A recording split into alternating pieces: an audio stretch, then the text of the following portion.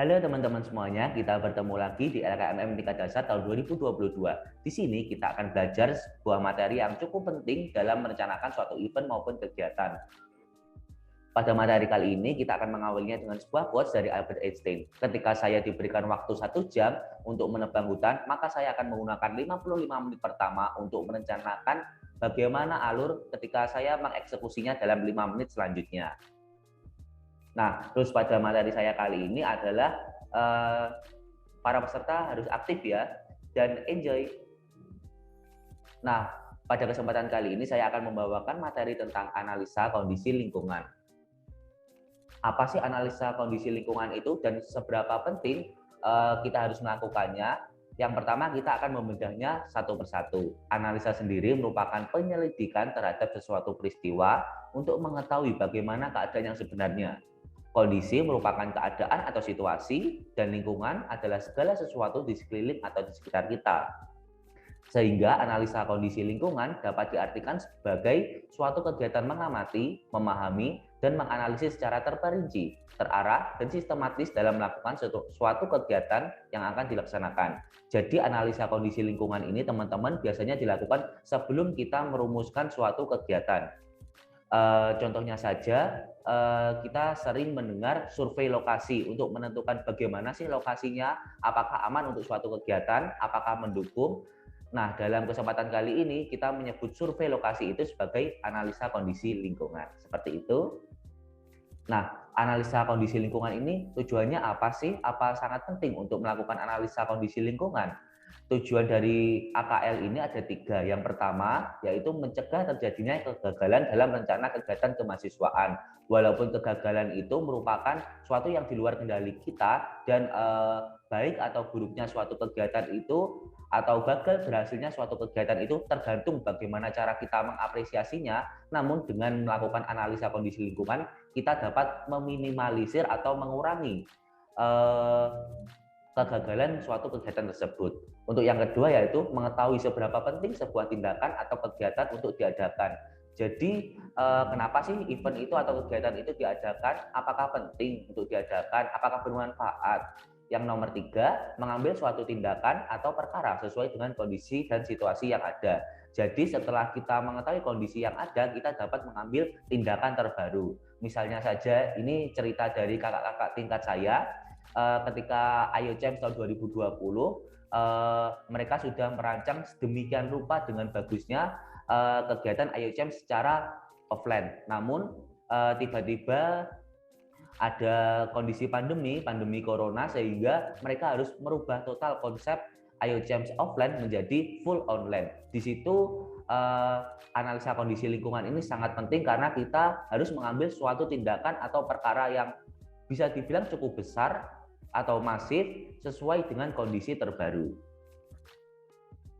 Selanjutnya kita akan belajar tentang peluang pasar. Kenapa sih harus belajar peluang pasar?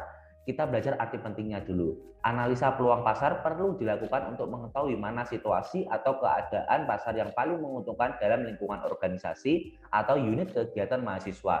Di sini peluang pasar sangat penting ya teman-teman, karena kita harus merencanakan suatu event atau kegiatan kita itu sesuai dengan tren masyarakat, sesuai dengan kondisi ekonomi organisasi kita, sehingga event atau kegiatan yang kita lakukan itu tidak merugikan atau tidak menyulitkan anggota kita maupun tidak menyulitkan target dari event kegiatan kita.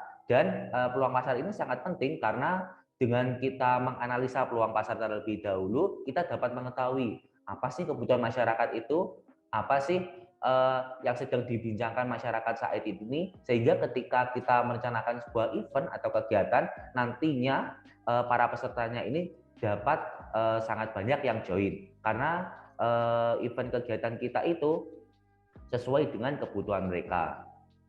Nah, untuk pengertiannya sendiri, peluang pasar dapat diartikan yaitu suatu proses riset pasar terhadap faktor-faktor lingkungan luar yang mempengaruhi kegiatan kemahasiswaan atau organisasi. Lingkungan luar ini merupakan hal-hal yang di luar kendali kita, misalnya saja perkembangan teknologi, situasi ekonomi dan kesehatan saat ini, dan juga situasi politik di kampus maupun di luar kampus. Selanjutnya kita akan belajar tentang karakter organisasi atau unit kegiatan mahasiswa. Setelah kita memahami dari sisi luar tentang peluang pasar, maka kita akan mempelajari dari dalam, yaitu karakter organisasi kita sendiri itu seperti apa sih. Yang pertama yaitu dinamis. Suatu organisasi atau UKM itu harus bersifat dinamis, sehingga proker-proker atau event-event kegiatan yang dilaksanakan itu sesuai banget dengan kebutuhan pasar saat ini, sehingga kita itu harus dinamis sebagai sebuah sistem. Yang kedua yaitu memerlukan informasi. Kita sebagai organisasi dalam merencanakan sebuah event, kita harus memerlukan informasi sebanyak mungkin sehingga kita mendapatkan database untuk merencanakan sebuah event atau kegiatan. Yang ketiga yaitu memiliki tujuan. Tentu dong ketika merencanakan sebuah event kita harus memiliki tujuan yang jelas. Yang keempat adalah terstruktur, di mana event atau kegiatan yang akan kita laksanakan itu harus terstruktur, baik dari hierarki kepengurusannya maupun alur atau flow dari kegiatannya sendiri. Yang dimaksud alur atau flow itu merupakan seperti target peserta, rundown, seperti itu. Nanti akan dibahas lebih lanjut di materi selanjutnya. Nah, dalam suatu event kita mengenal analisa SWOT dan mungkin teman-teman sudah belajar di LKMM PRATD. Untuk analisa SWOT sendiri itu dibagi menjadi dua ya teman-teman. Yang pertama internal dan yang kedua adalah eksternal. Untuk internal sendiri adalah hal-hal yang berasal dari internal kita, seperti strength dan weakness. Jadi strength ini merupakan keunggulan apa sih yang ada di diri kita, sedangkan weakness ini kelemahan apa sih yang ada di diri kita. Dan faktor eksternal dari SWOT ini adalah opportunities dan juga threats. Kesempatan dan juga ancaman ini merupakan suatu hal yang harus kita analisa dan kita minimalisir mungkin, karena ini merupakan faktor dari luar yang tidak bisa kita kendalikan.